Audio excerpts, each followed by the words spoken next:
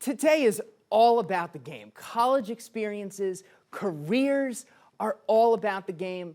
You know, so many of the moments that change our lives aren't clearly defined. You don't see them coming, or we don't realize how important they are maybe until after they pass. But Ohio State and Michigan always know when they're playing each other. And we all know what it means, don't we? A wintry wonderland in Ann Arbor. 5th-ranked Michigan hosting number 2 Ohio State. Buckeyes quarterback C.J. Stroud looking to cement his place as Heisman frontrunner. Michigan has it first. They march down the field. Statue of Liberty. A.J. Henning gives the Wolverines a 7-zip lead. Everyone having a good time for now after Ohio State punts. Michigan back in business at the 15, but Cade McNamara picked. Bryson Shaw comes up with the INT, returns it to the 22, leads to a Buckeye field goal. Second quarter, Ohio State has it at the 25. Stroud to Garrett Wilson. Another acrobatic grab. He goes over 1,000 yards receiving on the season, 10-7 Buckeyes. Michigan answers. McNamara to Cornelius Johnson, 37 yards to the 2. Hassan Haskins does the rest. Michigan back in front. End of the quarter, OSU looking to reclaim momentum. Stroud to Jackson Smith and the Jigba. They settle for a field goal, so 14-13 Michigan at the half, and out of the locker room, Wolverines take control. Blake Corum, this is the first time he's played since the Indiana game. Big hole, 55 yards. Next play, his partner in crime, Haskins, H2. His second score, a 13-yarder. Michigan up 21-13. The Ohio State offense just struggling to find a rhythm, and this guy, big reason why. Aiden Hutchinson, 3 sacks today, 13 this year. That's a Michigan record. Later in the third, Haskins. Again, they put up 14 unanswered points. This makes it 28-13 in the fourth. Ohio State, they've got 4th and 4 in the red zone, going for it. Smith-Njigba juggling catch. Sets up a short Travion Henderson TD run. So they're still in it, only down 8. But once again, Michigan unstoppable on offense in the second half. Haskins, 169 yards on 28 carries. His 4th TD restores the 15-point lead. Michigan fans seeing and believing. OSU hardly went downfield all game. With 8 to play, they do. Stroud connects with Chris Olave, 39 yards to the 38. Facing 4th down from the 10, Stroud hits Henderson out of the backfield for the score. Down 35-27, but that drive melted more than 5 minutes off the clock. Wolverines go back to Haskins, of course, to cap off the upset. His 5th TD of the game, Jim Harbaugh. You can finally smile for the first time since 2011 and for the first time under Harbaugh. Michigan wins the game, 42-27, with more bedlam at the Big House. We turn to Dorian Kraft and Mark Coon. In January, Michigan put up a sign inside their building that said, "What are you doing today to beat Ohio State?" On this snowy Saturday in Ann Arbor, the answer to that was everything, as Michigan got a 42-27 win over Ohio State, the first time in a decade that they had beaten the Buckeyes. And this was a game that maybe didn't dominate start to finish, but they definitely dictated start to finish. Absolutely. I mean, you look at the first quarter where Michigan set the tone early, got the early lead, and even overcame a turnover. The only turnover of the game was a Cade McNamara interception, something we just don't see happen all that often.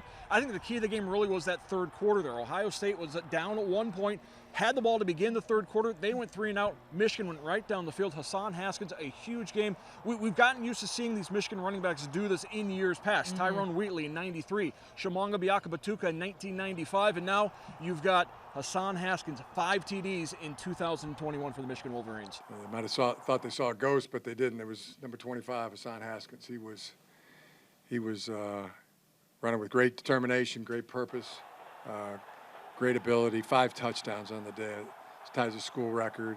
Yeah, and you feel like they control the game when that happens. They just stayed on schedule the whole time, and that was the recipe I'm sure they had to win the game. And we weren't able to stop that, and that's really very disappointing, especially when they're going to do it. In the second half, defense started, and they did a tremendous job there. And then the offense came out, and we only ran the ball down the field.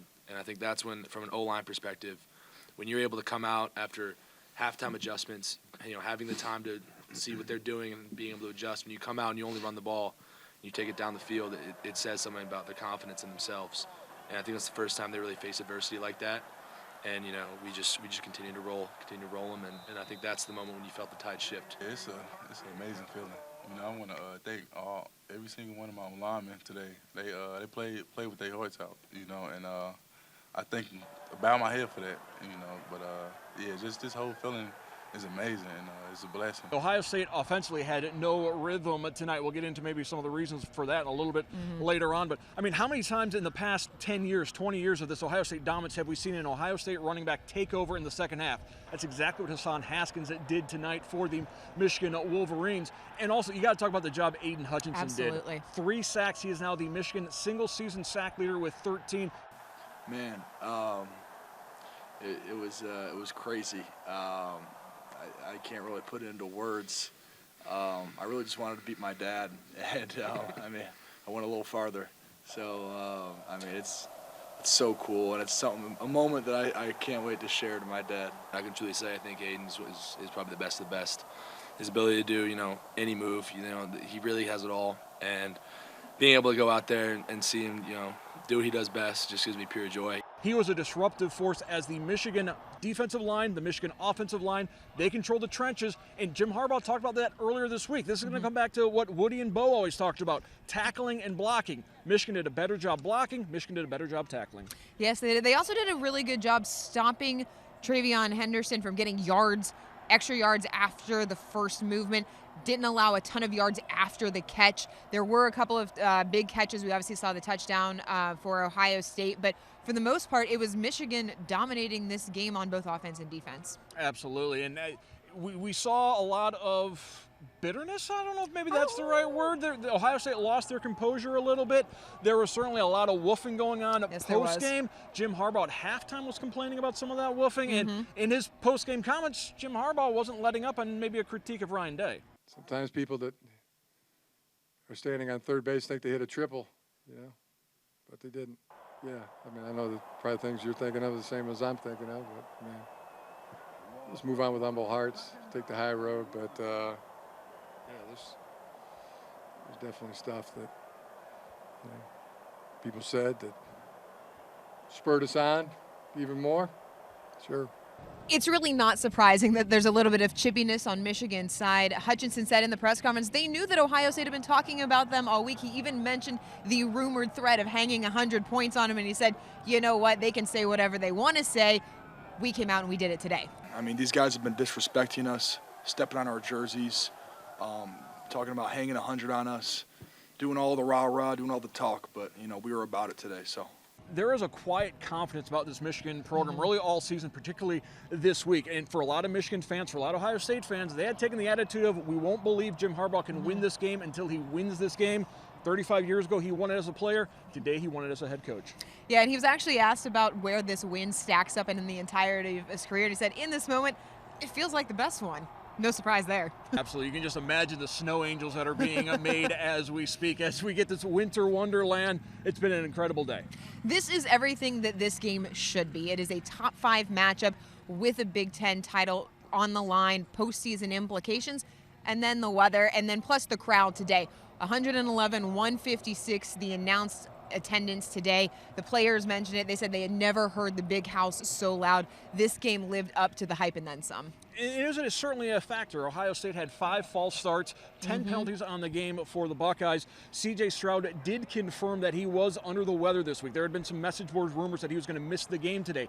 He did play, but he was under the weather, lost his voice. He said that contributed to some of those false starts, that his offensive line could not hear him because he could not be as loud as he needed to be. Whenever you get yourself out of schedule like that, I mean, it's not a good feeling. I feel like sometimes we bounce back and probably gain the yardage back, but for the majority of the times, we kind of just put ourselves in the hole. We kind of just beat ourselves. Man, like you can tell now, I'm not using an excuse, but I lost my voice earlier in the week, and I can't really yell. So I'm trying my hardest to yell. So I don't really blame my line. I blame it on me for getting sick. I mean, at the end of the day, so I try my hardest to be as loud as I possibly could. I mean, when you get yourself out of whack like that, it's hard to bounce back. You actually saw that on the very first drive that they had. They had that fumbled snap where he went up to the offensive line, the center ended up snapping the ball. You saw that miscommunication, maybe playing a little bit into the fact that they couldn't hear him, but just they looked out of sorts for an offense that has been so finely tuned all year. Absolutely. And I think something else they missed was Emeka Ibuka on kick returns. Julian Fleming really struggled on kick returns. You look at the field position battle. Michigan had a great job from A.J. Henning giving them shorter field. Ohio State seemingly was always having to go the long field. I think that was maybe one of those hidden things that perhaps got overlooked. When you take care of the football, you give yourself a chance. When you play clean, don't have penalties, you give yourself a chance. When you run the ball and stop the run, you give yourself a chance. Not all those things happen today. And, when that happens and they're controlling the game, and controlling the ball and we're not getting stops on defense, all those things add up. I think the popular opinion outside of Ann Arbor was that it was going to be Ohio State moving on to the Big Ten title game. Instead, the Buckeyes will now have to wait to find out their postseason destiny. Yeah, Ohio State players and Ryan Day said, we don't know what's going to happen next. We're going to have to sit back and wait. A lot of the bowl projections had Michigan going to the Rose Bowl, assuming Michigan lost this game. So I think it's a safe assumption that Pasadena might be Ohio State's next destination. Not a bad place for a consolation prize, but Buckeyes would rather be going to Indy and potentially on the college football playoff. That's where Michigan's path is wide open for a first ever trip to the college football playoff. To get there, though, they are going to have to go through Iowa in the Big Ten championship game. In Ann Arbor, from Mark Coons, I'm Dorian Kraft, BCSN.